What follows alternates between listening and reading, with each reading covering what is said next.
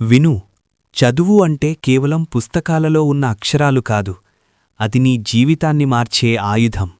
నువ్వీరోజు పడుతున్న కష్టం రేపు నీకు గౌరవంగా మారుతుంది. ఇప్పుడు నీ చేతిలో ఉన్న పుస్తకం రేపు నీ చేతిలో ఒక మంచి జీవితం ఇస్తుంది. ఎందుకంటే పేదరికం నీ పరిస్థితి కావచ్చు, కాని అజ్ఞానం నీ ఎంపికవ్వకూడదు.